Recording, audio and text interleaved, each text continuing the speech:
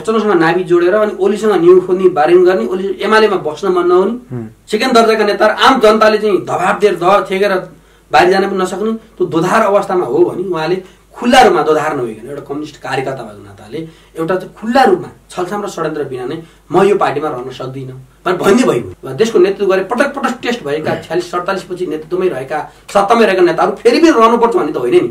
नयाँ जेनेरेसनलाई दिएर नयाँ टेस्ट पनि त गर्न सक्दैन मुलुकले। एजेन्डामा नजाने, देश र जनताप्रति जिम्मेवार पनि नहुने, अनि खाली सत्ता शक्तिको कुर्सी बाहेक केही नदेख्ने, सपनामा पनि बराबर हुने सत्ता भन्दै त्यो प्रवृत्ति प्रतिपक्षको पनि बेठिक छ। सत्ता पक्षका ओली ढालेर अब त्यहाँ म जान्छु भन्ने माधवजीहरूको त्यो दृष्टिकोण पनि खराब छ। वैचारिक सैद्धान्तिक रूपमा माधव नेपाल प्रचण्डसँग हुनुहुन्छ, प्राविधिक रूपमा एमालेमा हुनुहुन्छ। समस्या यहाँनिर इगो पनि छ र अर्को कहीँ न कहीँ माधव नेपालको प्रचण्डसँग नाभी जोडियो भने त्यो नाभी चुडाल्न माधवजीलाई गाह्रो भइरहेको छ। मैले थाहा पाए अनुसार माधव र प्रचण्ड मिलेर एउटा भूमिगत पार्टी पनि बनाइसक्नु भएको छ। यो पछिको सर्वोच्चको सिनोफानो पछि एउटा चाहिँ नयाँ आधारमा अगाडि जाने भन्ने उहाँहरूको होमवर्क अनुसार उहाँले त्यो पार्टीलाई गोप्य पनि राख्नु भएको भन्ने प्रमाणहरू भेटिन्छन्, आधारहरू भेटिन्छन्।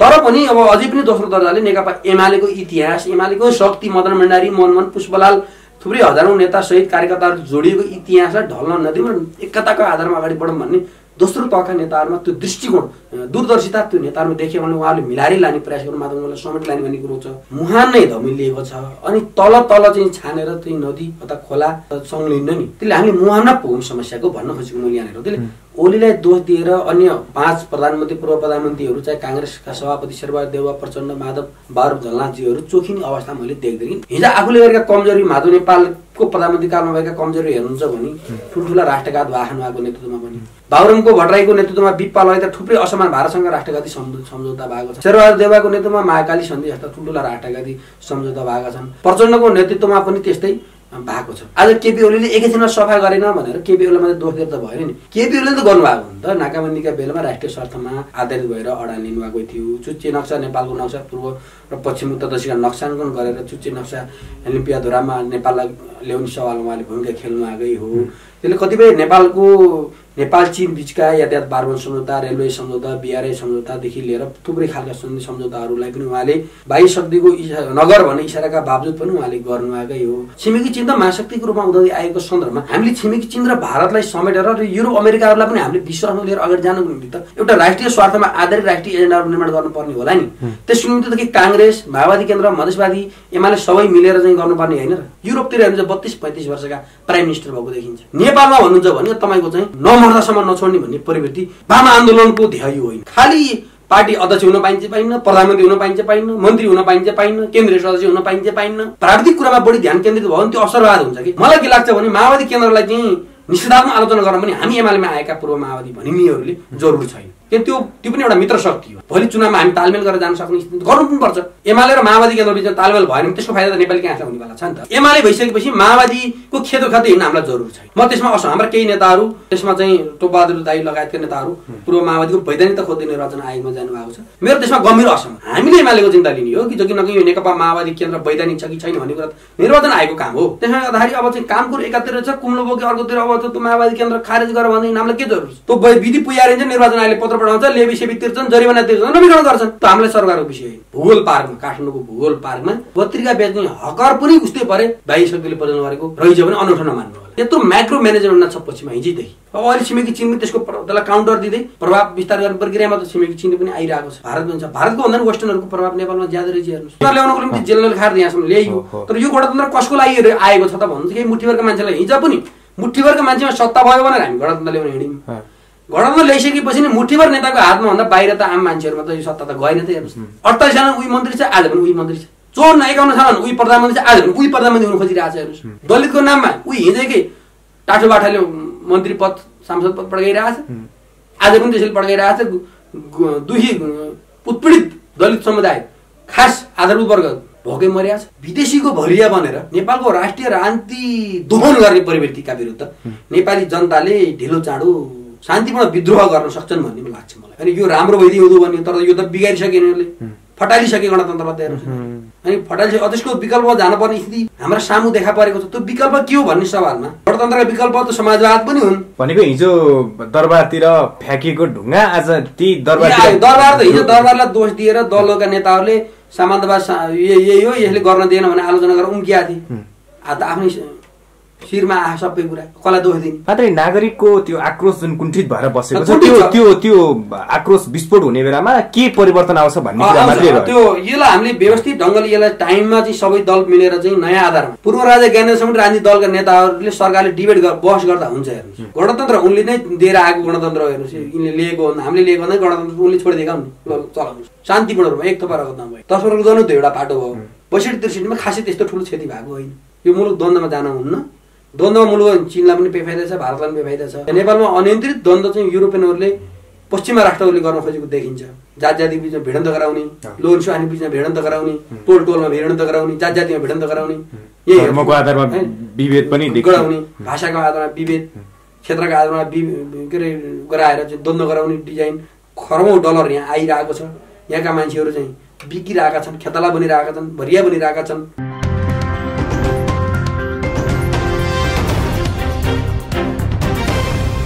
आदरणीय दर्शक महानुभाव नमस्कार। तपाईँ यति बेला हेर्दै हुनुहुन्छ न्युज फटाफट नेपाल र साथमा म रोशन घरती उपस्थित भएको छु। आज हामीसँग कुराकानी गर्नको लागि नेकपा एमालेका प्रभावशाली नेता आरसी न्यौपाने हुनुहुन्छ। नमस्कार, स्वागत छ। नमस्कार।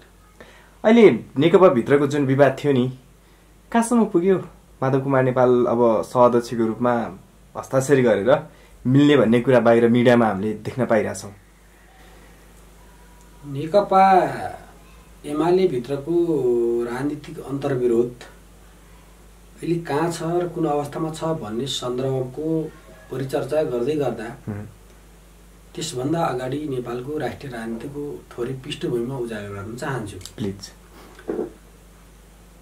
नेपाल प्राचीन कालदेखि नै एउटा विविधता बीचको एकत्वको भाव बोकेको समृद्ध राष्ट्र हो। यहाँका विविध जात जातिहरूको बीचको एकता भन्नुहोस्, यहाँका ती सबै जात जाति जनजातिहरूको बीचका धार्मिक, सांस्कृतिक, सामाजिक अन्तर्घुलन, अन्तर्मिलन, एकता र त्यसले उत्पादन गरेको सामाजिक चरित्र र त्यो सामाजिक चरित्रले दिशानिर्देश गरेको राष्ट्रिय राजनीतिको मार्गदेश जो गौरव गर्न लायकको हाम्रो थियो र छ। तर पछिल्लो समय यो हाम्रो गौरवपूर्ण राष्ट्रिय राजनीतिमा विशेष गरेर 60 सालभन्दा अगाडिको चाहे त्यो राणा शासनको परिवेश, चाहे 7 पछिको प्रजातान्त्रिक आवरणका परिवेश, चाहे 46 साल पछिका, चाहे 62-63 पछिका र चाहे 2072को संविधान निर्माण भएपछिको आजको परिस्थितिको बारेमा अलिकति मेन पाराले यसको चाहिँ अन्तर्वस्तु खुट्टाउँदै जाने हो भने कहीँ न कहीँ हामी राष्ट्रिय राजनीतिमा अग्रमोर्चामा गलत विषयहरूलाई बोकेर हिँडिरहेको छौँ भन्ने कुरा अब शङ्का रहेन। यसको अर्थ नेपालको राष्ट्रिय स्वार्थ हरेक परिवर्तनले आत्मसात गर्नुपर्ने थियो, गर्न सकेन भन्ने इतिहासको अध्ययनबाट देख्न पाइन्छ। मूलतः विक्रम 1904 को कोतपर्वदेखि यताका परिघटनाहरूको सन्दर्भमा मैले भन्दैछु। त्यसले गर्दाखेरि समस्या जहाँ छ त्यो त्यहीँनिर डायग्नोसिस गरेर त्यसको चाहिँ उपचार गर्ने पद्धतिमा जानुको अलावा समस्या एकातिर छ अनि हामीले चाहिँ अर्कोतर्फ डायग्नोसिस अनुसन्धान गर्ने र अझ उपचार जेको गर्नुपर्ने त्यसको नगरेर अर्को गर्ने प्रक्रिया त्रुटिपूर्ण राजनीतिक प्रक्रियाको कारणले गर्दाखेरि आज पनि हामी त्यही इतिहासमा दोहोरिएका गलत राजनीतिक संस्कार, संस्कृति, परम्परा र मूल्यहरू बोक्दै फेरि नेपालको राष्ट्रिय राजनीतिलाई एउटा मार्गदर्श गर्नतर्फ होइन कि अन्यलता, अस्थिरता, सङ्कटकालीन राजनीतिमा गिजोलिरहन उत्प्रेरित भइरहेका त होइनौँ भन्ने प्रश्न गम्भीर बनेको छ। यसमा ऐतिहासिक भौतिकवादी दृष्टिकोणबाट बहस जरुर छ भन्ने कुरा म यहाँ राख्न चाहन्छु। यसको अर्थ इतिहासमा भएका सबै कामहरू गलत थिए भन्न खोजेको होइन, तर मूलभूत रूपमा जो राष्ट्रिय राजनीति, जो विविधता बीचको एकत्व थियो, नेपालको जुन परिचय थियो, त्यो परिचयलाई ओझेल पारेर र बाह्य शक्तिका परिचयहरूलाई अग्रमर्चामा राखेर हिँड्ने दुष्कर्मको परिणति आज पनि हामीले त्यो राजनीतिमा देखिरहेका छौँ। त्यसले गर्दा राजनीति अन्यलता, अस्थिरता, अकर्मण्यतामा फसेको छ। त्यो अन्यलता, अस्थिरताको जालोभित्र, जन्जालभित्र अहिलेका मल्टी पार्टी सिस्टमभित्रका हाम्रा राजनीतिक दलहरू, हाम्रा नेताहरू परेका छन् र त्यहाँ विचार, उचित विचार भन्दा पनि छलछाप र षड्यन्त्रको राजनीतिले कतै अग्रभाग ओगट्न पुगेको त होइन, भन्ने चिन्ताको साथ अगाडि बढेको सन्दर्भमा त्यो चिन्ता अथवा त्यसका प्रतिबिम्बनहरू पनि हाम्रो नेपाली समाजको चरित्र खुट्टाउँदै समृद्ध नेपाल र सुखी नेपालीको यात्रा अगाडि बढाउन अग्रमोर्चाको नायकत्व नेतृत्व गरेको पार्टी नेकपा एमाले, यसका नेतृत्व केपी शर्मा ओली लगायतका तमाम हामी नेता कार्यकर्तामा पनि अहिले अन्योलता र अहिले अन्तर्विरोध देखा परेर हामीले यो राष्ट्रिय राजनीतिलाई कतै निकास दिन नसक्ने हौँ कि भन्ने अवस्थामा पुगेको परिस्थितिमा यसलाई निकास दिनको लागि नेकपा एमालेका नेतृत्व केपी शर्मा ओली, प्रधानमन्त्री ज्यू लगायतका तमाम हामीहरू फेरि यही अप्ठ्यारोका बीचबाट मुलुकलाई निकास दिनको निम्ति यही अन्योलतालाई चिरेर एउटा स्थायित्व र दिगो शान्ति र समृद्धि चुम्ने यात्रालाई अगाडि बढाउने सङ्कल्पका साथ फेरि निरन्तर यात्रामा अगाडि बढेको अवस्थामा हामी छौँ। यो हिजोको कमी कमजोरीहरू र आजका कमी कमजोरीहरू देखिएका कमी कमजोरीहरूले फेरि हाम्रो यो यात्रालाई कहीँ न कहीँ ब्रेक गर्ने, अवरोध सृजना गर्ने काम गरिरहेको छ। त्यो पार्टीभित्रकी प्रक्रियाबाट भन्नुहोस्, चाहे पार्टी बाहिरबाट भन्नुहोस्, चाहे आन्तरिक राष्ट्रिय भन्नुहोस्, चाहे बाह्य शक्ति भन्नुहोस्, यी सबैका गठजोडले नेकपा एमाले देख्दा अहिले सरकार नेतृत्व गर्ने नेकपा एमालेमा बढी समस्या, तर सबै राजनीतिक पार्टीहरूमा थोरै धेरै समस्याहरू भएर नेपालको सग्लो राष्ट्रिय राजनीति अहिलेले दिशा पाउन नसकेको यथार्थ हो। त्यसबाट नेकपा एमाले पनि अछुतो रहेको छैन। हामीले त्यसलाई चेता अगाडि जाने प्रक्रियामा छौँ। जस्तो वैदेशिक हस्तक्षेप पनि निम्तिएको कारणले गर्दा यो राजनीति अहिले जुन तरिकाले अगाडि बढिरहेछ, जुन अनिर्णयको बन्दी भइरहेछ, यहाँनिर हामी पुग्यौँ भन्नुभयो।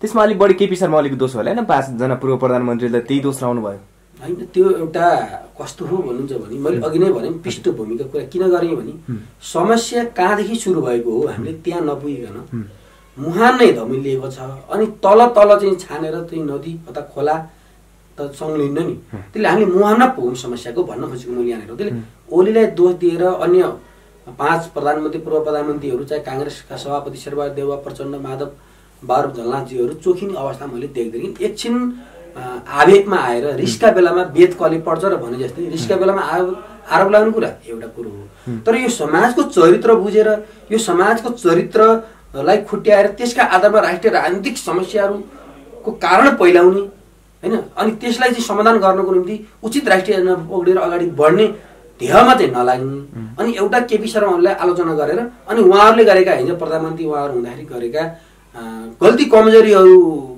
नदेख्ने प्रवृत्ति भनेको यो आतङ्कवाद, अवसरवाद हो, छलछाम र षड्यन्त्रवादी यो राजनीति हो। अब यस्तो राजनीति हामीले गर्नुहुन्न। पूर्व प्रधानमन्त्री भइसकेका पार्टीका प्रमुख भइसकेका नेताहरूले आफू सरहको एउटा नेतृत्वलाई चाहिँ आरोप लगाउनु तथ्य र सत्यको आधारमा लाउनुपर्छ। तर हिजो आफूले गरेका कमजोरी, माधव नेपालको प्रधानमन्त्री कालमा भएका कमजोरी हेर्नुहुन्छ भने ठुल्ठुला राष्ट्रघात वाहन उहाँको नेतृत्वमा पनि, बाबुरामको भट्टराईको नेतृत्वमा विप्पा लगायत थुप्रै असमान भारतसँग राष्ट्रघाती सम्झौता भएका छन्। शेरबहादुर देउवाको नेतृत्वमा महाकाली सन्धि जस्ता ठुल्ठुला राष्ट्रघाती सम्झौता भएका छन्। प्रचण्डको नेतृत्वमा पनि त्यस्तै भएको छ। त्यसले गर्दाखेरि त्यो हाम्रो यो किन भएको छ त कि उहाँहरूको रुचि इच्छाले भएको हो वा त्यो बाध्यमा थियो भन्ने सन्दर्भमा हामीले यही हिजोदेखिको नेपालको सामाजिक चरित्र अर्धसामान्तिक र नऔपनिवेशिक चरित्रको सामाजिक चरित्र भएको कारणले गर्दाखेरि हामीले त्यसलाई चिरेर पूर्ण राष्ट्रिय पुँजीको धारमा हामीले लान पनि नसकेको र हामी पूर्ण रूपमा चाहिँ उपनिवेश नभए तापनि नेपालको आर्थिक, सामाजिक, सांस्कृतिक समग्र दृष्टिकोणबाट नौपनिवेश नयाँ आधारमा नयाँ दलाल पुँजीवादको आवरणमा नेपालको नौपनिवेशिकतामा लागिरहेको परिघटनाहरूमा आज पनि हामी चाहिँ पिल्सिरहेको अवस्था। त्यसले गर्दाखेरि यी नवौपनिवेशिकताको कारणले गर्दाखेरि हाम्रा देशका कुनै पनि नेता त्यसको प्रभावबाट अछुत रहने स्थिति रहेन, या त्यसलाई चिर्चाउन अगाडि गए मारिने स्थिति समेत रहने। हिजो वीरेन्द्र त्यही गरी बाह्य शक्तिले राष्ट्रियताको आवाज बुलन्द गर्दा मारे, मदन भण्डारीलाई मारे होइन। त्यसले यसरी अलिकन चाहिँ चर्को राष्ट्रवाद अलि राष्ट्रिय स्वार्थको आधारमा आवाज उठाए। नेतृत्वको आत्मसुरक्षाको प्रश्न प्रधानमन्त्री आइदिनु, त्यति बेला नेतृत्वहरू मुलुकको राष्ट्रिय स्वार्थभन्दा मेरो आत्मसुरक्षा प्रधान होइन भनेर राष्ट्रिय स्वार्थको जानु बरु मरे मर्छु तर राष्ट्रिय स्वार्थभन्दा बाहिर जान्न भनेर त्यो बेला ऐन कानुन निर्माण गर्ने, सन्धि सम्झौताहरूलाई पुनरावलोकन गरेर अगाडि जाने कुरामा आँट गर्न नसकेको ती यथार्थ हिजोदेखि ती प्रचण्ड, बाबुराम, माधव झलनाथहरूकै पालादेखि शेरबहादुर पाला हुँदै आएको, कोइरालाहरूको पालादेखि हुँदै आएको हो। त्यसले गर्दाखेरि त्यो हिजोदेखि थुप्रेको फोहोर आज केपी ओलीले एकैछिनमा सफा गरेन भनेर केपी ओलीलाई मात्रै दोष दिएर त भएन नि। केपी ओलीले त गर्नुभएको हो नि त। नाकाबन्दीका बेलामा राष्ट्रिय स्वार्थमा आधारित भएर अडान लिनुभएको थियो। चुच्चे नक्सा नेपालको नक्सा पूर्व र पश्चिम उत्तर दक्षिणका नक्साङ्कन गरेर चुच्चे नक्सा लिम्पियाधुरामा नेपाललाई ल्याउने सवाल उहाँले भूमिका खेल्नु आएकै हो। त्यसले कतिपय नेपाल चीन बिचका यातायात बारबन सम्झौता, रेलवे सम्झौता, BRI सम्झौतादेखि लिएर थुप्रै खालका सम्झौताहरूलाई पनि उहाँले बाह्य शक्तिको नगर भन्ने इसाराका बावजुद पनि उहाँले गर्नुभएकै हो। तर हाम्रो यहाँको राजनीति के हो भन्नुहुन्छ भने नेपालको छिमेकी चीन र भारत मैत्री बाह्य सन्तुलनमुखी विदेश नीति अथवा असंलग्न परराष्ट्र नीतिको आधारमै हामी चल्नुपर्ने हुन्छ। त्यसले गर्दा त्यसको आधारमा चल्ने भन्दै पनि पछिल्लो समय अलिकन बाह्य शक्तिहरूले नेपालका नेताहरूलाई पेलपाल गरेको कुरा, अलिकन चाहिँ तपाईँको प्रभावमा पारेको कुरा, अलिकन चाहिँ ती नेताहरूको चाहिँ आत्मबल गिराइदिने विभिन्न खालका प्रोपोगेन्डा भूमिकाहरू खेलेको कुराले गर्दाखेरि नेपालको राष्ट्रिय स्वार्थमा आँच पुगेको इतिहासदेखि वर्तमानमा यथार्थ हो। हिजो महेन्द्रले केही चिर्न प्रयास गरे, बिपीले पनि अलिक केही भूमिका खेले होइन, त्यसपछि वीरेन्द्रले पनि खेले होइन। कतिपय सवालमा अरू गिरिजाप्रसाद कोइरालादेखि लिएर प्रचण्ड, माधव, शेरबहादुर, बाबुरामहरू सबैले पनि राम्रो गर्न नखोजेका होइनन्। मैले यहाँनिर उहाँहरूले पुरै राष्ट्रघातै गर्नुभयो भन्न खोजेको होइन। यो समाजमा बाह्य शक्तिको प्रभावलाई चिर्ने र राष्ट्रिय स्वार्थ कायम गर्न नसकेको असर उहाँमा पनि पर्यो र त्यो असर त ओलीजीमा पनि त छ नि।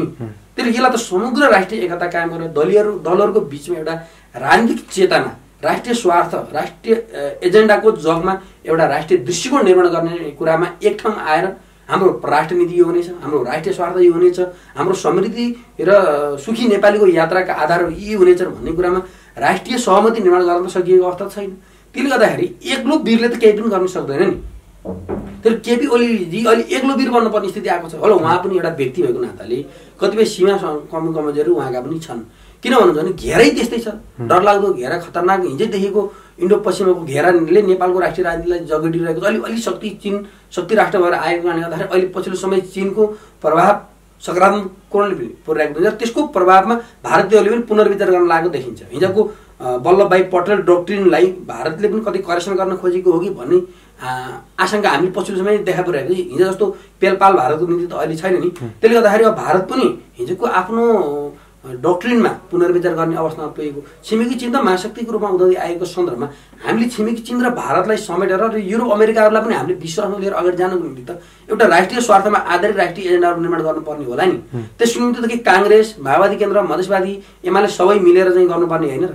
ओलीजीले एक्लै गर्न सक्नुहुन्छ त? सक्नुहुन्न।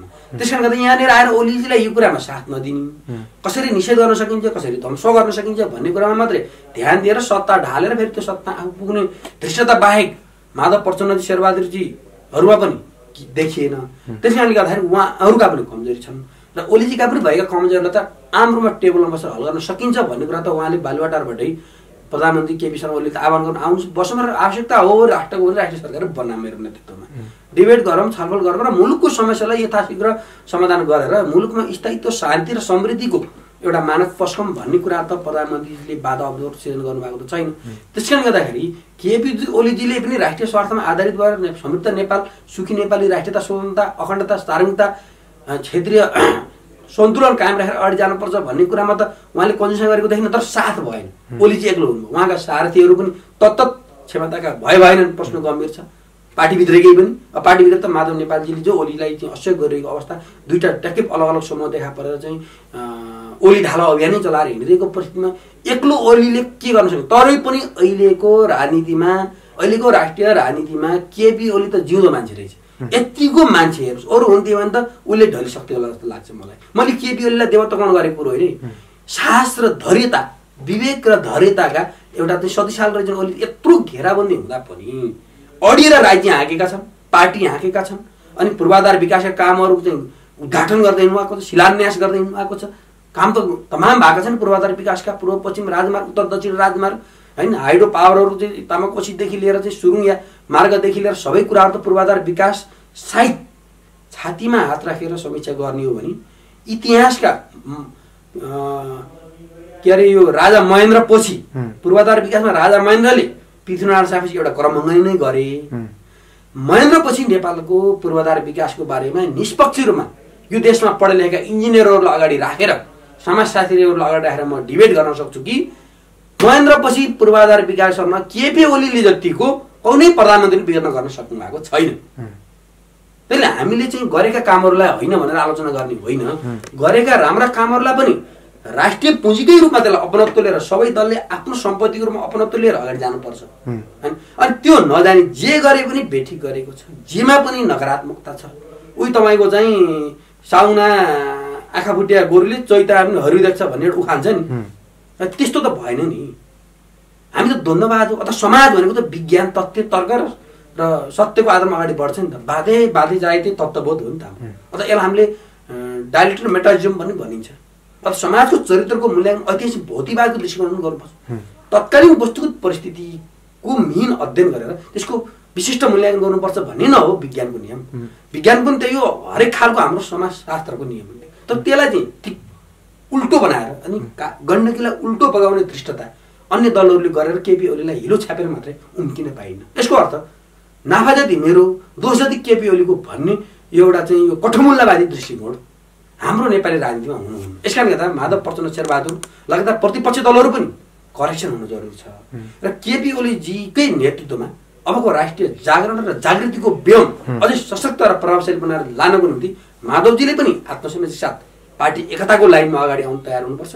र प्रतिपक्ष तपाईँ शेरबहादुर देउवा नेपाली काङ्ग्रेस नेता पनि यो राष्ट्रको माटोप्रति जिम्मेवार भएर, जनताप्रति जिम्मेवार भएर छलछाम र षड्यन्त्र र सत्ता र शक्ति र आसक्तिको राजनीति होइन, सत्य र निष्ठाको राजनीतिमा शेरबहादुरजी पनि आउनुपर्छ र प्रचण्डजी पनि त्यो लाइनमा आउनुपर्छ। सबै एक ठाउँमा आउने हो भने भएका राष्ट्रिय समस्याहरूलाई त सामूहिकताको आधारमा चाहिँ हामीले छलफल गरेर हल गर्न सक्छौँ नि। होइन भने भाइ फुटे गवार लुटेको भन्ने स्थिति आउँछ। भएका पार्टी पनि टुटफुट र विभाजनमा जाने, अनि राष्ट्रका चाहिँ अङ्गहरू, संवैधानिक अङ्गहरूको बिचमा एक आपसमा अन्तर्विरोध सिर्जना गरिदिने, अनि रहन्छ कसरी राष्ट्रिय स्वत्व। त्यसले प्रश्न गम्भीर छ। हामी इतिहासको जमिन घडीमा छौँ। त्यसैले गर्दा अब पूर्वाग्रह आग्रहबाट माथि उठेर राष्ट्रिय स्वार्थमा संकेन्द्रित हुनको निम्ति सत्ता पक्ष प्रतिपक्ष सबै केपी ओली शर्माको, प्रधानमन्त्री केपी शर्मा ओलीको नेतृत्वमा एक ठाउँ बसेर छलफल गर्नुहोस्।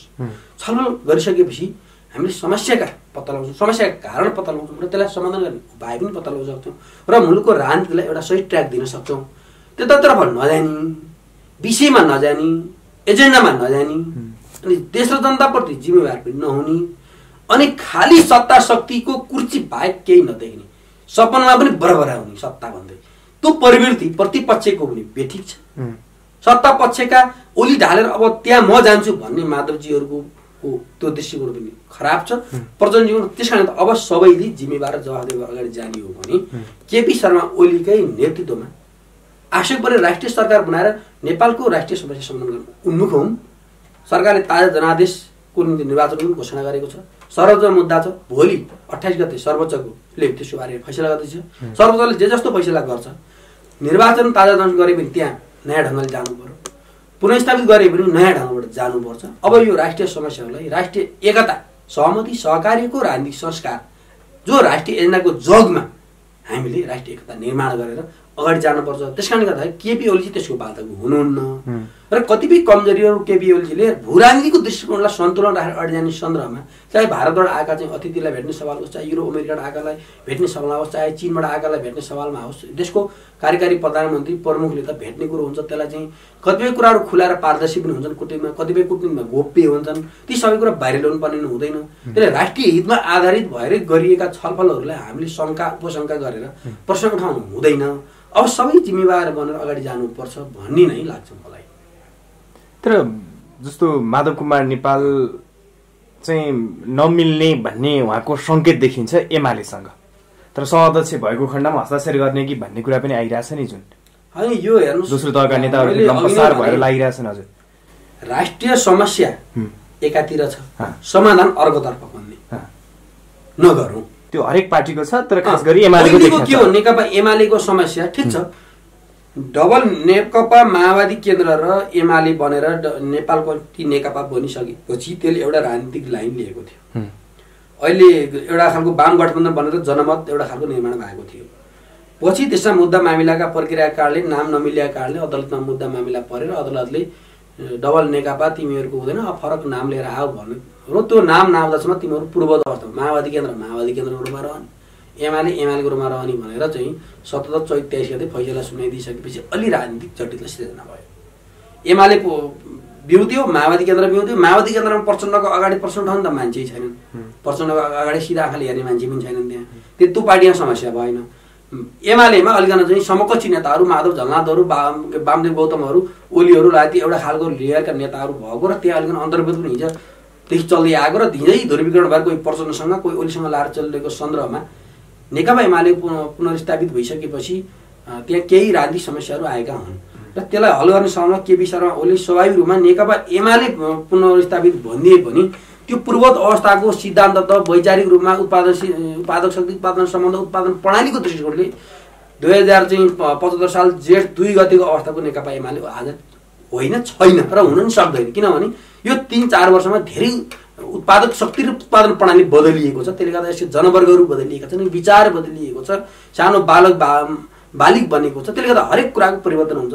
हुँदैकै होबो खोजेर हुन्थेन र त्यो 2 गतेको पुनर्स्थापित भइसकेपछि एमालेको मिटिङमा केही शर्मा ओलीले बोलाएको बैठकमा माधवजीहरू आउने स्थिति बनेन। उहाँहरू हिजोदेखि प्रचण्ड लाएर ओली उच्च खालको र तिखो 2 लाइन सङ्घर्ष थियो, शत्रुवत 2 लाइन सङ्घर्ष थियो।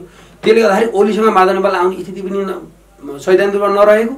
अब कतिपय राजनीतिक वैचारिक समस्याले गर्दाखेरि नेकपा एमाले केपी ओलीले नै एउटा चाहिँ नेतृत्व गरेर चलाउनु पर्ने अवस्थामा भएको कारणले त्यहाँ माधवजीहरूलाई फेस सेभिङ गर्न अप्ठ्यारो भयो। त्यसले गर्दा माधवजीहरूले र अहिले त्यो समस्यालाई चेप्दै कार्यदल निर्माण गरेर एमाले ती समस्याहरू हल गर्नको निम्ति माधव पक्षका ओली पक्षका संस्थान पक्षका भनिएका नेताहरू एमालेकै नेताहरूको एउटा कार्यदल बनेको छ। त्यो कार्यदलले पटक दर्जनौं पटक छलफल र बहस गरेर एउटा निचोड निकाल्ने प्रयास गरिरहेको र त्यो प्रस्ताव गरिरहेको पनि देखिन्छ र आजै पनि त्यो कार्यदलले एकताको लाइनमा माधव सहितलाई मिलाएर लाने भन्ने एउटा लाइन एउटा प्रस्ताव सर्वसम्मत कार्यदलमा सर्वसम्मति ल्याएको देखिन्छ। तर माधव नेपालजीले त्यसलाई अस्वीकार गरेको देखिन्छ। कारण के हो भने वैचारिक सैद्धान्तिक रूपमा माधव नेपाल प्रचण्डसँग हुनुहुन्छ, प्राविधिक रूपमा एमालेमा हुनुहुन्छ। समस्या यहाँनिर हो। तर माधवसँग भएका कतिपय नेताहरूले एमालेकोलाई जीवन्त राख्नु निम्ति एमालेको इतिहास, एमालेको पृष्ठभूमि, एमालेको शक्ति र जनाधारलाई संरक्षण गर्दै नयाँ आधारमा अगाडि जानुपर्छ भन्ने सवालमा माधव समूहमा रहेका चाहिँ दोस्रो तहका चाहिँ नेताहरू जो वैचारिक नेताहरू हुनुहुन्छ ती नेताहरू पनि सकारात्मक भएको, ओलीतिरका पनि सकारात्मक भएको कारणले गर्दाखेरि यहाँ मिल्न नपर्ने कारण केही पनि छैन। तर इगो पनि छ र अर्को कहीँ न कहीँ माधव नेपालको प्रचण्डसँग नाभिक जोडियो भने त्यो नाभिक चुडाल्न माधवजीलाई गाह्रो भइरहेको छ। त्यसले गर्दाखेरि मैले थाहा पाए अनुसार माधव र प्रचण्ड मिलेर एउटा भूमिगत पार्टी पनि बनाइसक्नु भएको छ हैन। त्यो यो पछिको सर्वोच्चको सिनोफानो पछि एउटा चाहिँ नयाँ आधारमा अगाडि जाने भन्ने उहाँहरूको होमवर्क अनुसार उहाँले त्यो पार्टीलाई गोप्य पनि राख्नु भएको भन्ने प्रमाणहरू भेटिन्छन्, आधारहरू भेटिन्छन्। तर पनि अब अझै पनि दोस्रो दर्जाले नेकपा एमालेको इतिहास, एमालेको शक्ति, मदन भण्डारी, मनमोहन पुष्पलाल, थुप्रै हजारौं नेता सहित कार्यकर्ताहरू जोडिएको इतिहासलाई ढल्न नदिउँ, एकताको आधारमा अगाडि बढौँ भन्ने दोस्रो तहका नेताहरूमा त्यो दृष्टिकोण, त्यो रणनीतिक दृष्टिकोण, त्यो दूरदर्शिता त्यो नेताहरूमा देख्यो भने उहाँहरूले मिलाएर लाने प्रयास गर्नु, माधवलाई समेत लाने भन्ने कुरो छ। मानुष नभो महाधिवेशनमा अध्यक्षको उम्मेदवारमा 2 जना हुनुहुन्थ्यो, ओली र माधव नेपाल। माधव नेपाल त हार्नुभयो, पार्टीका प्रतिनिधिले केपी शर्मा ओलीलाई जिताउनु भयो र जिताइसकेपछि जेठ 2 को अवस्था भनेको त्यही नव मान्छेले निर्वाचित गरेको र पछि केही राजनीतिक उतार चढावका बावजुद थपिएका नेताहरूको संगठन प्रणाली हो। त्यो संगठन प्रणाली मान्ने भनिसकेपछि त माधव नेपालले अध्यक्ष चाहियो भन्ने कुरा अथवा सहअध्यक्ष चाहियो भन्ने कुरा त राजनीति र वैचारिक र सांस्कृतिक राजनीतिलाई मान्दैन नि। तर पनि समस्या समाधान गर्नको निम्ति नेताहरूले त्यो तहसम्म पुगेर छलफल गरेको भन्ने त सुन्नमा आएको छ। कतिपय कुराहरू गोप्य छन्, हामीले चाहिँ विश्लेषण गर्ने कुरा, हामीले एउटा मूल्याङ्कन गर्ने कुरामा हामी अनुमान गर्ने आधारमा भन्ने कुरा हुन्छ, मिडियामा आएका आधारमा त्यो नेताहरूले भनेको आधारमा। तर माधवजी विधि र सिद्धान्तको वकालत गरेको मान्छे हुँ, विधि र सिद्धान्त तलमाथि हुन दिन्न भनेर हिजो जुन केपी ओलीलाई विधि सिद्धान्त नमानेर आरोप लगाउनुहुन्थ्यो नि, यदि त्यो विधि सिद्धान्तको वकालत उहाँको हो भने त 75 जेठ 2 मा फरेको एमालेको मिटिङमा त सरासर आएर बस्नु पर्यो, आफ्नो कुरा त्यहाँ राख्नु पर्यो। पार्टी भनेको त जनवादी केन्द्रितको आधारमा चल्ने हैन, आफ्ना मतहरू त्यहाँ सर्वसम्मत होइन, जनवादी केन्द्रित बहुमत र अल्पमतको आधारमा निर्णय हुन्छ। त्यसले गर्दा निर्वाचनमा पराजित भएको नेताले फेरि समकक्षी अध्यक्ष खोज्ने कुरा, सहअध्यक्ष र उपाध्यक्ष खोज्ने भन्ने कुरा त्यो राजनीतिक संस्कार हुन्छ। त्यसले माधवजीलाई पनि फाइदा गर्छ जस्तो मलाई लाग्दैन। सायद माधवजीको त्यो सोच हो वा होइन त्यो मैले जान्दिनँ। यदि उहाँको ओलीसितको समानान्तर हैसियतको चाहिँ शक्ति बाँडफाँडको कुरा अथवा पावर सेयरिङको कुरा हो भने त्यो चाहिँ विधि सिद्धान्तको कुरा होइन। त्यसले त्यस्ता कुरामा उहाँले अडान लिएर केपीलाई अप्ठ्यारो पार्ने कुरा, नेकपामा अप्ठ्यारो पार्ने कुरा गर्नु।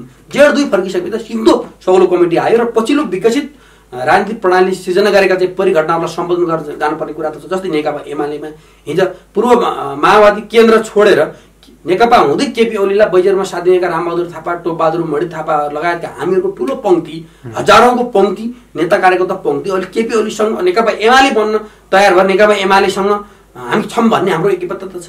र यो पङ्क्तिलाई पनि सम्बोधन गरेर जानुपर्ने राजनीतिक कुराहरू छन्। किन पार्टीमा त एकता, सङ्घर्ष, रूपान्तरको अविच्छिन्न श्रृङ्खला निर्माण गर्ने एउटा नयाँ आधारहरूमा नेकपा पूर्व माओवादी केन्द्रका पृष्ठभूमिका नेताहरू पनि नेकपा एमालेमा समावित भएको परिस्थितिमा यिनीहरूलाई पनि सम्बोधन गरेर जानुपर्ने छ। अनि सम्बोधन गरेर तिमीहरू चाहिँदैनौ भन्ने त राजनीतिक संस्थाको कुरो त हुँदैन। चाहिँदैनौ तिमीहरू भन्ने भए पनि राजनीतिमा त निकासहरू जति पनि हुन्छन्। तर पनि के हो भने केपी ओलीले अगाडि सारेको सहमति सहकारी गराएको तथा नेकपा एमालेको जनताको बहुदलीय जनमातको लाइनलाई हामीले सपोर्ट गर्छौँ र अब यही आधारमा नेपालको सामाजिक न्याय रूपान्तरको आन्दोलनमा आबद्ध अगाडि बढ्छौँ भन्ने थुप्रै माओवादी पृष्ठभूमिका नेता कार्यकर्ता, त्यो माओवादी पृष्ठभूमि त नेपालको कम्युनिस्ट आन्दोलनभित्रकै शक्ति हो, त्यो शक्ति पनि लामबद्ध हुन तयार भइरहेको अवस्था, त्यसलाई पनि सम्बोधन गरेर जानुपर्ने अवस्थाहरू छन्। त्यसले गर्दा यी यावत विषयहरूलाई सम्बोधन गरेर अगाडि जानु निम्ति साँच्चै इमान्दार र पारदर्शी हुने हो भने केही समस्या छैन। र प्रचण्डसँगै पार्टी एकता गरेर नयाँ आधारमा नयाँ कम्युनिस्ट आन्दोलन निर्माण गर्छु भन्ने माधव नेपाललाई लागेको हो नि त, त्यो राजनीतिमा अधिकार छ। तर त्यो खुला र पारदर्शी ढङ्गले गर्नु पर्यो। त्यो पार्टीसँग सम्बन्ध विच्छेद गरेर गर्ने हो कि अथवा पार्टी छोडेर गर्ने हो कि अथवा चाहिँ कसैको त्यसै आधारहरू छन् नि, राजनीतिक वैचारिक मूल्य मान्यताहरू अगाडि सारेर त्यसलाई पुष्टै हुने हिसाबले गर्नु तयार हुनुपर्छ। त्यसको निम्ति पनि अवरोध सृजना गर्ने हुनु। भोलि नेकपा एमाले र माओवादी केन्द्र फेरि एकता पनि हुनसक्छ राजनीतिमा। राजनीतिमा यस्तो उतार चढाव त भइरहन्छ। हेर्नुहोस्, कुनै कुरा स्थिर हुँदैन राजनीतिमा, कुनै स्थायी शत्रु र कुनै स्थायी मित्र पनि हुँदैन भनेर भन्ने मदन भण्डारीहरूको भनाइ हो त वैज्ञानिक छ नि। त्यसले गर्दा राजनीतिमा हरेक कुराहरूको सम्भावना रहन्छ सकारात्मक ध्येयका साथ। त्यसले गर्दाखेरि माधवजीहरूले प्रचण्डसँग नाभी जोडेर अनि ओलीसँग न्यु खोज्ने, बारेन गर्ने, ओली एमालेमा बस्न मन नहुने, सेकेन्ड दर्जाका नेता आम जनताले चाहिँ दबाब दिएर थेगेर बाहिर जान पनि नसक्ने त्यो दोधार अवस्थामा हो भने उहाँले खुल्ला रूपमा, दोधार नभइकन एउटा कम्युनिस्ट कार्यकर्ता भएको नाताले एउटा चाहिँ खुल्ला रूपमा छलछाम र षड्यन्त्र बिना नै म यो पार्टीमा रहन सक्दिनँ भने भन्ने भइगयो। त्यसले एउटा नयाँ राय लिन्छ। भोलि हेर्नु माओवादी केन्द्रसँग, माधव समूहले बनाएका समूहहरूसँग फेरि नयाँ बृहत वाम गठबन्धन बनाएर जाने स्थिति पनि रहन्छ। हेर्नु राजनीतिमा त्यस्तो हुन्छ। कसैको पेवा त होइन कम्युनिस्ट आन्दोलन, राष्ट्रिय राजनीति कुनै नेता विशेषको पेवा त होइन। यो त लाखौँ हजारौँ नेता कार्यकर्ताहरूको एउटा चाहिँ आन्दोलनको आधी बेरीबाट एउटा सङ्घर्षबाट निर्माण भएको एउटा केन्द्र हो। त्यसले गर्दाखेरि यो त सबैको साझा हो, कुनै व्यक्ति विशेषको मौजा त होइन। त्यसले गर्दाखेरि हामीले यसलाई चाहिँ ऐतिहासिक भौतिकवादी दृष्टिकोणले मूल्याङ्कन गर्ने द्वन्द्वात्मक भौतिकवादी चेतनाका साथ, त्यसलाई हामीले मार्क्सवाद पनि भन्छौँ अथवा समाजवादको अभिष्ट द्वन्द्वात्मक भौतिकवादको ध्येयका साथ हामी अगाडि जाने चेष्टा राख्यौँ भने समस्याहरू पनि हामीले समाधान गर्न सक्छौँ। के लिनु हुन्छ, एउटै व्यक्ति जन्मेदेखि कुकुरोदेखि चितामा नपुग्दासम्म पद प्रतिष्ठा छोडिदिनु भन्ने कुरा त यो त अहिलेको 21औं शताब्दीको दोस्रो दशकको चेतना त होइन नि। तर नेपालमा त्यो छ क्या यहीँदेखि। त्यसले गर्दाखेरि सानुपातिक न्याय र अवसरको प्रणाली पनि विकास गर्ने, विधि सिद्धान्तको पनि विकास गर्ने र व्यक्ति प्रधान होइन नीति प्रधान भन्ने पुष्पलालको भनाइलाई साँच्चै रूपमा मान्ने हो भने त समस्या कहाँ छ र? पटक पटक देशको नेतृत्व गरे, पटक पटक टेस्ट भएका 46-47 पछि नेतृत्वमै रहेका, सत्तामै रहेका नेताहरू फेरि पनि रहनुपर्छ भन्ने त होइन नि। नयाँ जेनेरेसनलाई दिएर नयाँ टेस्ट पनि त गर्न सक्दैन मुलुकले। युरोपतिर हेर्नु 32-35 वर्षका प्राइम मिनिस्टर भएको देखिन्छ। नेपालमा भन्नुहुन्छ भने तपाईँको चाहिँ अब नमर्दासम्म नछोड्ने भन्ने प्रवृत्ति यो वाम आन्दोलनको ध्येय होइन, सामाजिक न्याय र रूपान्तरको ध्येय पनि होइन र अहिलेको 21औं शताब्दीको दोस्रो दशकको चेतनाको प्रतिनिधि पनि यो हुन सक्दैन। तर अहिले त्यो छ, त्यसलाई हामीले अहिले भर्खरै एकैचोटि हटाएर फेरि त्यसलाई नयाँ ल्याइहाल्न त हामी सक्दैनौँ। तर अब त्यतातिर छलफलको कोर्स अगाडि बढाउँदै नेपालको राष्ट्रिय राजनीतिले नयाँ जेनेरेसनमा लाने, नयाँ वर्गले निर्माण गरेको नयाँ विचार, त्यो नयाँ विचारको नेतृत्व गर्ने नयाँ नेतृत्व निर्माण गर्ने वातावरण अहिलेका शीर्ष नेताहरू गरिदिनुपर्छ र गरेर जानियो भने समस्या समाधान हुन सक्छ। होइन भने अब सधैँ सत्ता बस्नुपर्छ, मै मात्रै ठुलो हुँ होइन, मै खाउँ मै लाउँ भन्ने धृष्टता त्यो राष्ट्रिय राजनीतिमा कुनै पनि राजनीतिक दल विशेषमा देखा पर्नु भनेको त्यो देश र जनताको दुर्भाग्य हो। त्यो दुर्भाग्यबाट मुक्त गराउनुको लागि मुलुकलाई केपी शर्माले प्रस्ताव गर्नुभएको छ। म यो नेतृत्वमा अन्तिम हुन तयार हो, तपाईँहरू पनि तयार हुनुहुन्छ। हामी पटक पटक अध्यक्ष प्रधानमन्त्री भइसकेका मान्छे किन दोहोरिने? नयाँ जेनेरेसन दिउँ, नयाँ समस्या समाधान गर्न नयाँ चेतनाले सक्छ। समस्या नयाँ आएको छ अनि चेतना पुरानो छ अनि अन्तर्विरोध हुन्न त, त्यो त जगडिएर बस्छ। त्यसले नयाँ समस्यालाई, नयाँ अन्तर्विरोधलाई, नयाँ विचार र नयाँ विचारको नेतृत्व गर्ने नयाँ नेतृत्व निर्माण गरौँ भनेर केपी ओलीजीले प्रचण्ड र माधवजीहरूलाई त प्रस्तावै गर्नुभयो नि बैठकमा। तर माधव र प्रचण्डजीहरूले झलानजीहरूले मान्नु भएन। त्यसले गर्दा समस्या कहाँ छ भन्दा आत्मकेन्द्रित अवसरवादमा समस्या छ। उपयोगितावाद र उपभोक्तावादमा समस्या छ। अहिलेको भूमण्डलीकृत पुँजीवादले सृजना गरेको प्रयोग गरेर फ्याँकाको नीतिमा छ समस्या। त्यही भएर हामीले यी सबै खालका राष्ट्रिय अन्तर्राष्ट्रिय विचारहरूलाई सिङ्गो मार्क्सवादलाई नयाँ आधारमा बहस गरेर मार्क्सवादको सृजनात्मक विकास गरेर अगाडि जाने अथवा लोकतान्त्रिक आन्दोलनलाई नयाँ आधारमा मूल्याङ्कन अगाडि लाने सवालमा हामी निर्ममतापूर्वक इमान्दारितापूर्वक छलफल र बहसमा पहिलो पुस्तादेखि दोस्रो पुस्ता तेस्रो पुस्तासम्मको युवा पुस्तासम्म बहसलाई एउटा चाहिँ महान बहस बनाएर अगाडि जान तयार हुने हो भने यी सबै खालका समस्याहरू चुड्किए भरमा समाधान गर्न सकिन्छ र आफूलाई केन्द्रमा राखियो भने कहिले पनि समाधान हुन सक्दैन। अहिले हाम्रा नेताहरूले आफूलाई केन्द्रमा राख्नु भएको छ। म आग्रह गर्न चाहन्छु तपाईँहरूले आफूलाई केन्द्रमा नराख्नुहोस्। एक दिन त तपाईँहरू भुपु हुनैपर्छ। हामी पनि त्यो ठाउँमा पुगे एक दिन भुपु हुनुपर्छ। भुपु नभएर सुख छैन, एक दिन भुपु हुनैपर्छ। कोही अजम्बरी अमर कोही पनि हुन सक्दैन। तर जुन बेला जुन अवस्थाको अवसर पाइने त्यो अवसरमा आफूले आफ्नो योग्यता क्षमता राष्ट्रिय हितमा हुनु पर्यो, देश र जनताको पक्षमा हुनु पर्यो। त्यो ध्येय पस्कन चाहिँ सक्नु पर्थ्यो। त्यो अवसर त माधव प्रचण्डज्यूलाई हिजो त आयो नि। पटक पटक आउँदा पनि उहाँहरूले कति गर्नुभयो कति गर्नु त्यो इतिहासले मूल्याङ्कन गर्ला। मैले सबै बेठी गर्नु मैले भन्दिनँ। उहाँहरूले राम्रो काम पनि गर्नुभएको छ, उहाँहरूले नराम्रो काम पनि गर्नुभएको छ। यसको मूल्याङ्कन पार्टीको दृष्टिकोणले महाधिवेशन सम्मेलनले गर्छ र इतिहासले गर्छ। त्यो केपी ओलीले पनि इतिहासले मूल्याङ्कन गर्छ, हामी सबै गर्छ। त्यसले गर्दा कुनै व्यक्तिलाई विशेषमा केन्द्रित भएर राजनीतिक आन्दोलनलाई व्यक्ति विशेष केन्द्रीकृत गर्ने, कुनै व्यक्तिलाई राक्षसीकरण गर्ने भन्नुहोस् वा कुनै व्यक्तिलाई देवत्वकरण गर्ने, यो दुवै प्रवृत्ति हानिकारक छ। अब नयाँ आधारमा निरन्तरताको क्रमभङ्गताको सिद्धान्तमा हामी नगइकन नेपालको राष्ट्रिय राजनीतिलाई समाधान गर्न सक्दैनौँ। सबै वर्ग शक्ति लिङ्ग पक्षका बिचमा सहमति सहकार्य राष्ट्रिय मेलमिलाप सहितको राष्ट्रिय एकता त्यो राष्ट्रिय एजेन्डाको जगमा मात्रै हुन्छ। र अहिलेको नेपालको संविधानमा राष्ट्रिय एजेन्डा राष्ट्रिय स्वार्थमा आधारित राष्ट्रिय एजेन्डाहरू छैनन्। त्यसले नेपालको संविधान नै संशोधन गर्नुपर्नेछ र कानुनमा नेपालको समस्याको संविधान संशोधन गरिकन सम्भव छैन। हिमाल पहाड तराई विविध जात जातिहरूको बिचको एकत्वको यो नेपाली समाजलाई साँच्चै राष्ट्रिय एकताको व्योमको जागृति र जागरण ल्याउनको निम्ति अब नयाँ आधारमा राष्ट्रिय राजनीतिलाई लानु जरुर छ। यसमा नेकपा एमाले, नेपाली काङ्ग्रेस, माओवादी केन्द्र, जनता समाजवादी पार्टी मधेसवादी लगायतका सबै वर्ग पक्ष पुराना नयाँ सबै शक्ति पक्षहरूको बिचमा एउटा राष्ट्रिय बहस महान बहसको आवश्यकता छ। तपाईहरू अब खुला र पारदर्शी ढङ्गले अगाडि आउनुहोस्। नेताहरू सबै बुद्धिजीवी पत्रकार मित्रहरू पनि अब यसरी आउनु पर्यो र बहसलाई एउटा राष्ट्रिय बहसको विषय बनाएर राष्ट्रिय एजेन्डामा आधारित बनाएर अगाडि लानु तयार हुन्। यो हुने बित्तिकै हाम्रा समस्याहरू खुट्याउन सक्छौँ र ती समाधान गर्न सक्छौँ र समृद्ध नेपाल सुखी नेपाली निर्माण गर्न सकिन्छ। यसको लागि केपी ओलीलाई साथ दिनुको विकल्प छैन भन्ने लाग्छ मलाई। तर माओवादीबाट टुक्रिएर एमालेमा गएका तपाईँहरू टुपबहादुर रायमाझी लगायतका नेताहरूलाई नेकपा एमाले भन्न गाह्रो भएको कि नेकपा माओवादीमा फर्किन गाह्रो भएको? अहिले त नेकपा माओवादी केन्द्रको वैधानिकता खोज्दै निर्वाचन आयोग धाउनु भएको छ। यो के हो भने यो राजनीतिक विषय हो। माओवादी केन्द्र र एमालेलाई विघटन गरेर नेपालको नेकपा बनाइया हो नि। पछिल्लो समयका परिस्थितिलाई सर्वोच्च अदालतले पूर्ववत अवस्थामा फर्काएको अवस्थाले गर्दा नेकपा एमाले र माओवादी केन्द्रहरू रहे। माओवादी केन्द्र पनि हिजोको जस्तो अवस्थामा छैन, एमाले पनि हिजोको जस्तो अवस्थामा त छैन, देखिहाल्नु। एमाले बन्न गाह्रो। एमाले भनेको पनि एकीकृत मार्क्सवादी लेनिनवादी हो। माओवादी भनेको पनि मार्क्सवाद र लेनिनवादको विकसित रूप हो। सैद्धान्तिक रूपमा खास फरक होइन। अनि नाम माओवादी भनेर बोलाइन्छ, यता एमाले भनेर बोलाइन्छ, तर वैचारिक रूपमा के भने मार्क्सवाद र लेनिनवादका प्रस्तावना नै हो, माओ विचारका प्रस्तावना हो। अनि अर्थात् ऐतिहासिक भौतिकवाद, वैज्ञानिक समाजवाद तर राजनीतिक अर्थशास्त्रका संगठक सिद्धान्तै हो नि माओवादी भने पनि मार्क्सवादी लेनिनवादी भने पनि। अनि मार्क्सवादको विकसित रूप हो लेनिनवाद माओवाद। यो वैचारिकमा यहाँ समस्या होइन। विचारलाई विकास गर्ने सवालमा डिबेट छ। त्यो डिबेट निरन्तर रहन्छ जीवन्त समाजमा। किन अब मार्क्सवादको नयाँ विकास के हो यो डिबेट विश्वव्यापी रूपमै गर्न जरुरी छ नि त। मार्क्सले पनि उत्पादक शक्ति उत्पादन प्रणालीको बदलावसँगै उदय हुने नयाँ जनवर्गले नयाँ विचार बनाउनु, त्यति बेला मार्क्सवाद नरहन पनि सक्छ। यो मार्क्सवाद अजम्बरी होइन। मार्क्सवाद त्यति बेला विकसित भएर अर्को वाद पनि आउन सक्छ मतलब मार्क्सले स्वीकारेको कुरा हो नि त। हामीले मार्क्सवादलाई एउटा जसुर्तीवादी दृष्टिकोणले पुज्ने कुरो त होइन नि त।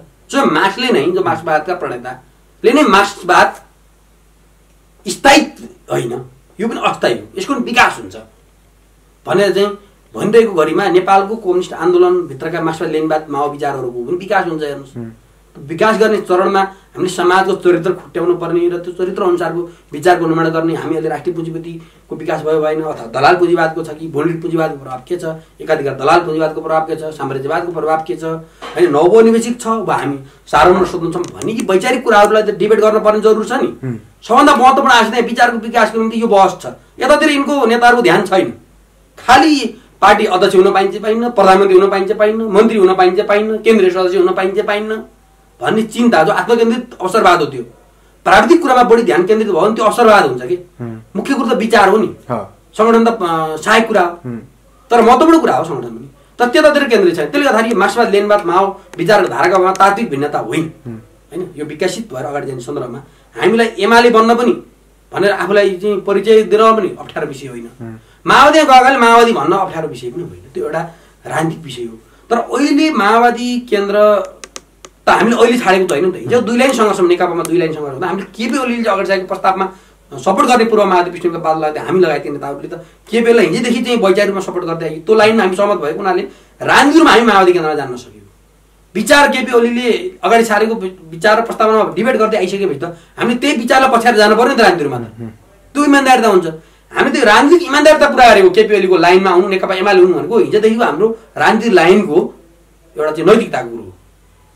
हामीले यहाँ माओवादी केन्द्रमा पनि आरोप गर्दैनौँ, किन हामी यतै माओवादी केन्द्रमा नेता कार्यकर्ता बनेर योगदान गऱ्यौँ सामाजिक न्याय रूपान्तरणको निम्ति। थुप्रै साथीभाइ इष्टमित्रहरू हाम्रा सोचिन्छ त्यो पार्टीमा अहिले पनि हुनुहुन्छ। अनि हामीलाई त्यो पार्टीलाई दुश्मनको रूपमा हामीले हेर्न जरुरी छैन। त्यो पार्टीपछि हामीलाई कुनै पूर्वाग्रह छैन। यो राजनीतिक मुद्दा भोलि फेरि मिल्न पनि सक्छ, फेरि हामी एक ठाउँमा पनि आउन सक्छौँ। त्यो असम्भव भन्ने कुरा होइन यो। तर अहिले मलाई के लाग्छ भने माओवादी केन्द्रलाई चाहिँ निषेधात्मक आलोचना गर्न पनि हामी एमालेमा आएका पूर्व माओवादी भनिनेहरूले जरुरी छैन। किन त्यो पनि एउटा मित्र शक्ति हो हाम्रो। भोलि चुनावमा हामी तालमेल गरेर जान सक्ने स्थिति गर्नु पनि पर्छ। एमाले र माओवादी केन्द्र बिचमा तालमेल भएन भने त्यसको फाइदा त नेपाली आँखा हुनेवाला छ नि त, अन्य शक्तिलाई हुनेवाला छ। त्यसले वाम जनमतको उचित सम्बोधन भनेको त वामपन्थी शक्तिहरूको बिचमा वृहत वाम गठबन्धन हो नि। त्यसको निम्ति नेपालमा भएका सबै कम्युनिस्ट पार्टीहरूको बिचमा एकता गर्नु जरुरी छ। त्यो नेकपा एमालेको नेतृत्वमा गर्नुपर्छ वाम गठबन्धन। वाम गठबन्धन बनाउँदाखेरि माओवादी केन्द्र, माले, मसाल जो लेफ्ट ओरिएन्टेड अर्गनाइजेसनहरू छन् ती सबैसँग हामीले त वृहत वाम गठबन्धन गराउनुपर्छ। त्यसको निम्ति केपी ओलीजीले पनि त प्रस्ताव गर्नुभएको छ नि। त्यो हाम्रो पार्टीको लाइन र नीति विरुद्ध छैन। त्यसले माओवादी केन्द्रसँग हामीले दुश्मनी व्यवहार गर्न जरुरी छैन। नेकपा माओवादी पनि हाम्रो मित्र शक्ति हो। त्यसकारणले गर्दाखेरि हामीलाई एमाले बन्न पनि गाह्रो छैन र अब एमाले माओवादी भोलिको दिनमा एकताबद्ध बनाएर नयाँ कम्युनिस्ट आन्दोलन निर्माण गर्न पनि हामीलाई कुनै आपत्ति छैन। कम्युनिस्ट आन्दोलनको विचारको विकास गर्दै राजनीतिक आन्दोलनलाई विकसित गर्दै अगाडि लाने सन्दर्भमा देश र जनताप्रति जिम्मेवार र जवाफदेही बन्दै जाने सवालमा हामी जिम्मेवार हुनैपर्छ। त्यसकारणले गर्दाखेरि हामीलाई त्यो कुनै कठिनाइ छैन। तर एमाले भइसकेपछि माओवादीको खेतो खाँदै हिँड्न हामीलाई जरुरी छैन। म त्यसमा हाम्रा केही नेताहरू त्यसमा चाहिँ टोपबहादुर दाई लगायतका नेताहरू पूर्व माओवादीको वैधानिकता खोज्दै निर्वाचन आयोगमा जानुभएको छ। मेरो त्यसमा गम्भीर असहमति छ। यो राजनीतिक असहमति, उहाँहरू व्यक्तिप्रति मेरो सम्मान छ, नेता हो हाम्रो। तर हामीलाई जरुर हामीले नेकपा माओवादी केन्द्र छोडिसक्यौँ। हामी एमाले बन्यौँ। अब हामी एमाले बनिसक्यौँ। हामीले एमालेको चिन्ता लिने हो, होइन? हामीले एमालेको चिन्ता लिने हो कि जो कि नकि यो नेकपा माओवादी केन्द्र वैधानिक छ कि छैन भन्ने कुरा निर्वाचन आयोगको काम हो। निर्वाचन आयोगले समयमा पत्र किन पठाएन वैधानिक छैन भने? निर्वाचन आयोगले उनीहरूलाई निर्देशन किन दिएन? ती नेताहरूलाई बोलाएर छलफल किन गरेन? त्यो निर्वाचन आयोगको जिम्मेवार छ नि। तर हामीले कुनै पनि राजनीतिक पार्टीहरू खारिज गर अथवा गठन गर भनेर हिँड्ने हाम्रो जिम्मेवारी होइन, त्यो निर्वाचन आयोगको जिम्मेवारी हो। त्यसले गर्दा माओवादी केन्द्रसँग हामीले दुश्मनी व्यवहार होइन, नजिकको सम्बन्ध राखेर अगाडि जानुपर्छ। वृहत वाम गठबन्धन यो भयो भने वृहत वाम गठबन्धनको आधारमा हुन सक्छ। त्यस कारणले गर्दाखेरि हामीले यस्ता कुरामा जिम्मेवार भएर सोच्नुपर्छ। माओवादीले भन्नुभएको छ नि, एकपटक काट्नभन्दा अगाडि 1000 पटक नाप भनेर भन्नुभयो। त्यसै भने त्यो भनेको के हो भने धेरै सोचेर काम गर, हतारमा आवेगमा काम नगर, पछि पछुतो हुन्छ भन्ने कुरा त यो त मार्क्सवादी दृष्टिकोण हो, द्वन्द्ववादी दृष्टिकोण हो। त्यसले गर्दाखेरि अब चाहिँ काम कुरो एकातिर छ, कुम्लो बोके अर्कोतिर अब त्यो माओवादी केन्द्र खारेज गर भन्ने नामलाई के जरुरी छ?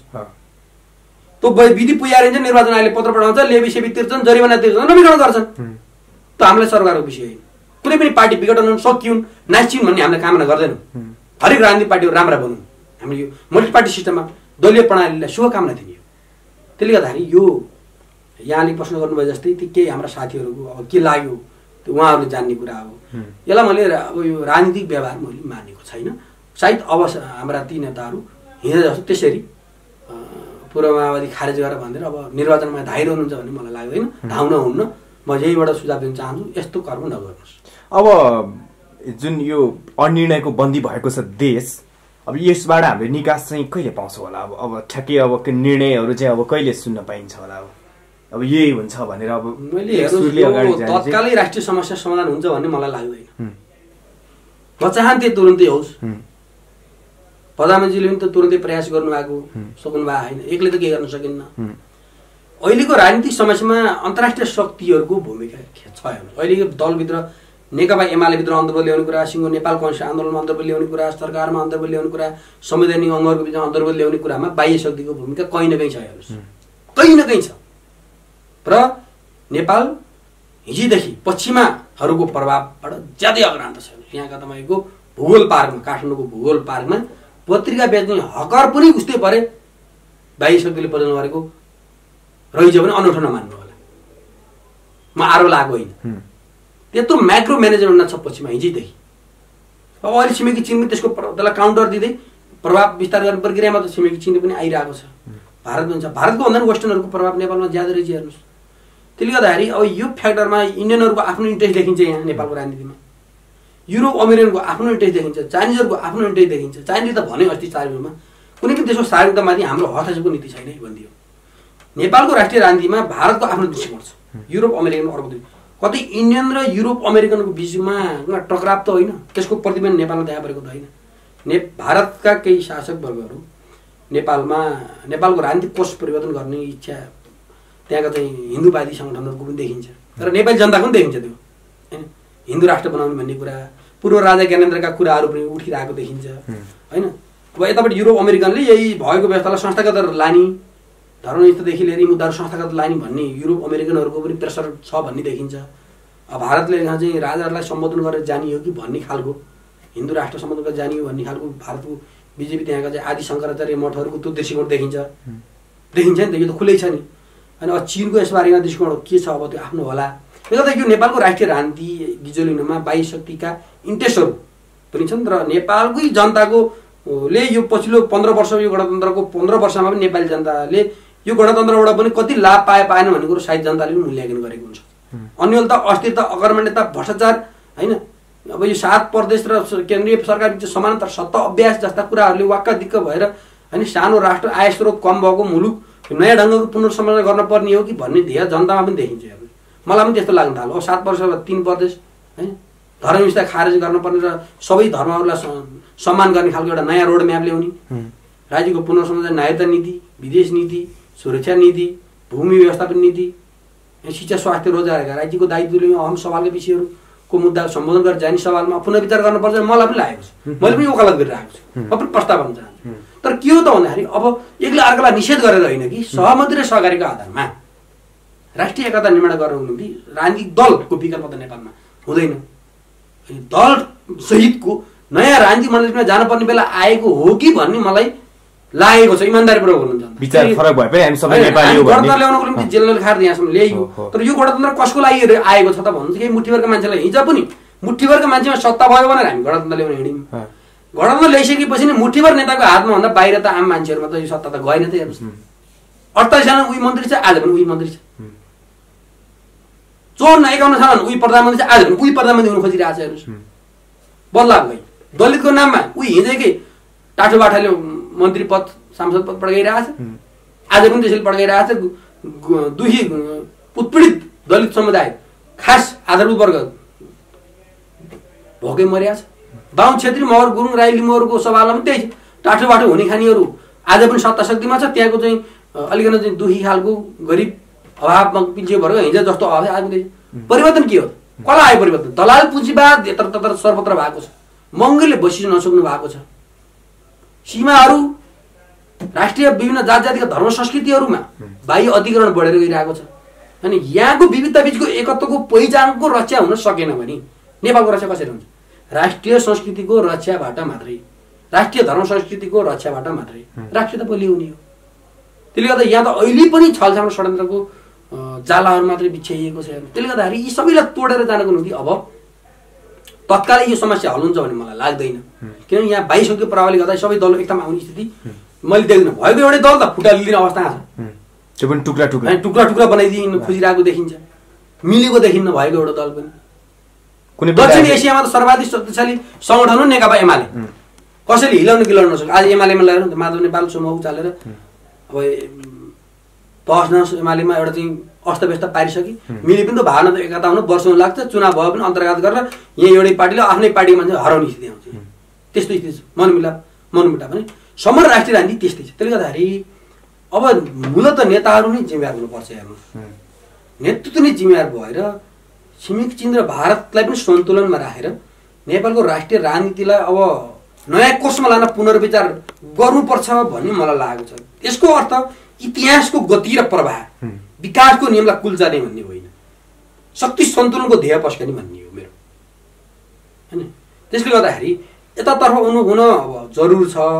नेताहरू तत्कालै यतातिर उन्मुख होलान् भन्ने मलाई लाग्दैन। यहाँ ठुलै दुर्घटना भएपछि मात्रै यिनको चेत खोल्ने होला। कस्तो दुर्घटनाको हुनसक्छ? हेर्नुहोस्, अहिले त कोरोना महामारी छ, जनता आक्रान्त छन्। अब अहिले दलहरू सबै दलहरू जिम्मेवार जवाफदेही नभएको परिस्थिति छ। यसले गर्दा जनता घर बाहिर आउन सक्ने स्थिति पनि देखा परेको छैन, होइन। त्यसले गर्दाखेरि अब यो विदेशीको भरिया बनेर नेपालको राष्ट्रिय राजनीति दोहन गर्ने प्रवृत्तिका विरुद्ध नेपाली जनताले ढिलो चाँडो शान्तिपूर्ण विद्रोह गर्न सक्छन् भन्ने लाग्छ मलाई। हेर्नुहोस्, किनभने के त त्योभन्दा अगाडि हामीले सबै बसेर दलहरू बसेर यसलाई करेक्सन गर्नु पर्यो, कमजोरीलाई करेक्सन गरेर लानु पर्यो नि।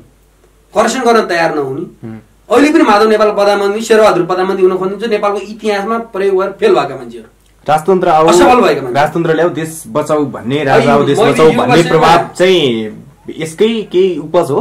यो देश बचाऊ भन्नेहरू पनि सबै इमान्दार छैनन्। हेर्नुहोस्, यो राजा आऊ देश बचाऊ भनेर सडकमा नाङ्गा नाराहरू लाउँदै हिँड्ने केही पङ्क्तिहरू पनि बाह्य शक्तिले परिचालित गरेका देखिन्छन्। हेर्नुहोस्, तर यहाँका देशभक्त इमान्दार राष्ट्रवादी क्रान्तिकारीहरूले एकातर्फ राजा भएको भए यस्तो भद्रगोल हुन्थेन कि भनेर भनेको पनि सुनिन्छ, होइन। म त चाहिँ गणतन्त्रवादी भएको नाताले, हामीले त गणतन्त्र जेलनेल खाएर ल्याएको नाताले यो संस्थागतबाट यो समृद्धिकरण गए हुन्थ्यो, होइन। यो राम्रो भइदियो हुँदो भन्ने, तर यो त बिगारिसके यिनीहरूले, फटालिसके गणतन्त्रलाई। त हेर्नुहोस्, अनि फटालिसके त्यसको विकल्प जानुपर्ने स्थिति हाम्रा सामु देखा परेको छ। त्यो विकल्प के हो भन्ने सवालमा गणतन्त्रका विकल्प त समाजवाद पनि हुन्।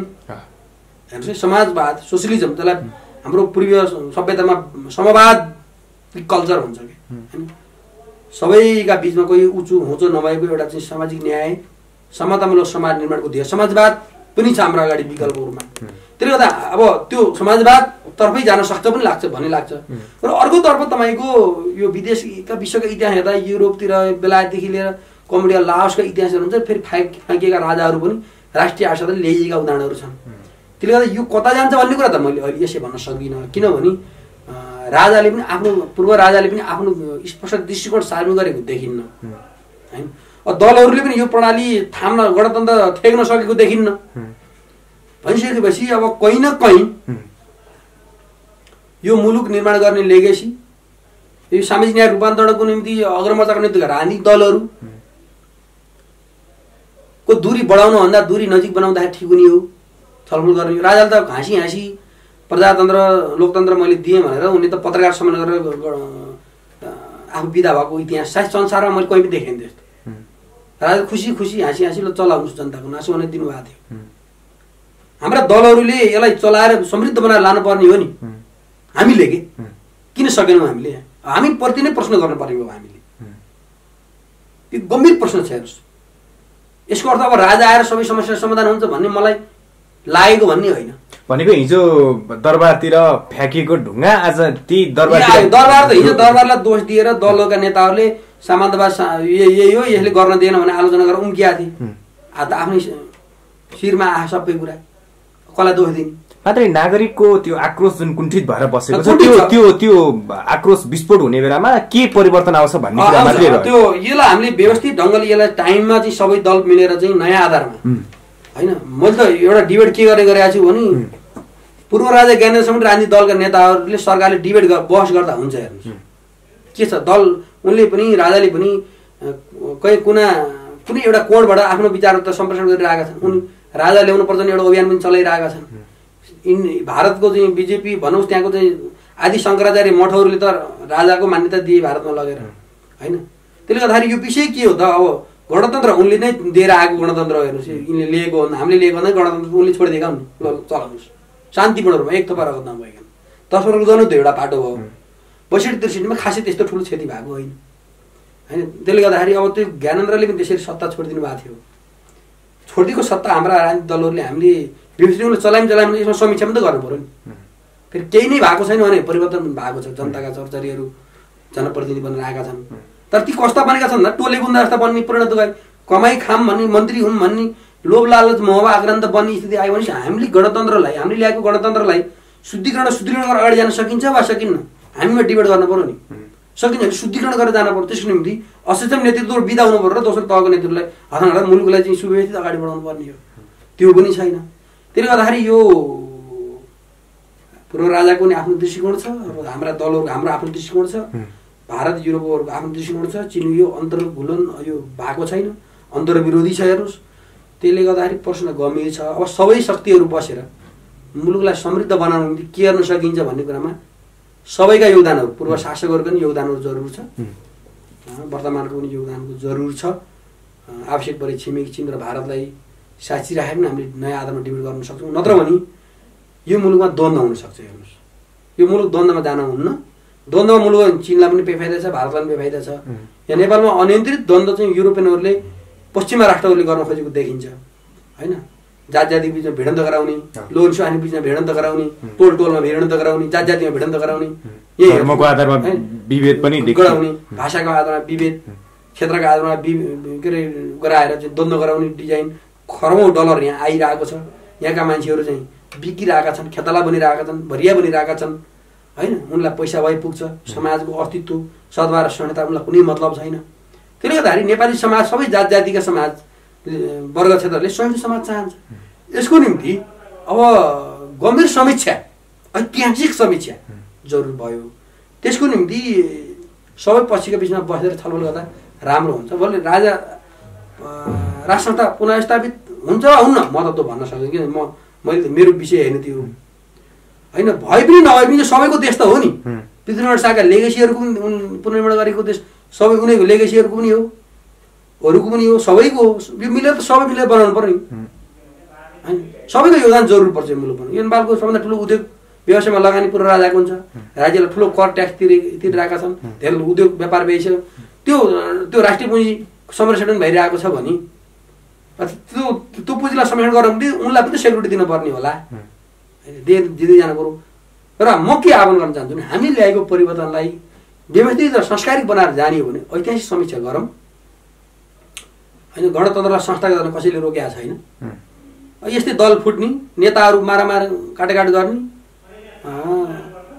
विदेशीको शक्तिको भरिया बनेर हिँड्ने हो भने यो परिवर्तनको त त्यही मुठीभरका मान्छेहरूलाई होला नि। आम पिपुललाई त्यसको के मतलब पञ्चायत एघारमा नि भरिया थियो बौद्धमा पनि भरिया छ आज पनि भरिया नै छ। उसका जीवन परिवर्तन आएका छोरछोरी पढाउन सक्ने स्थिति छैन। अहिले बोर्डिङ विद्यालय हेर्नुहुन्छ भने निजीकरण दबदबा छ। स्वास्थ्य हस्पिटल हेर्नुहुन्छ भने उपचार गर्न सक्ने स्थिति छैन। हामी यो सबैलाई चिर्नको निम्ति सबै एक ठाउँमा आउनु पऱ्यो। ओलीजीले मात्रै गरेनन् भनेर ओलीजीले आरोप थोपरेर आफू उम्किन पाइन्। त्यस कारणले गर्दाखेरि केपी ओलीजीले आह्वान गर्नुभएको राष्ट्रिय सहमति निर्माणको निम्ति राष्ट्रिय एकता निर्माण गर्नु निम्ति आउनुहोस् सबै हामी एक ठाउँमा बसेर डिबेट गरौँ र मुलुकको एजेन्डा तय गरौँ भन्ने जो उहाँले प्रस्ताव गर्नुभएको छ। त्यो प्रस्तावमा प्रचण्ड माधव शेरबहादुर बाबुराम झलनाथ मधेसवादी उपेन्द्रहरू महन्त ठाकुर सबै आएर एक ठाउँमा बसेर डिबेट अगाडि बढाऊँ र यो मुलुकलाई समृद्ध बनाउनुको निम्ति छलखाम र षड्यन्त्र खुला र पारदर्शी भनेर अगाडि बढौँ। यो मुलुक सबैको हो भन्ने भावना जागृति र जागरण ल्याउँ भन्ने लाग्छ मलाई। हस् यहाँको महत्त्वपूर्ण समय विचारको लागि धन्यवाद।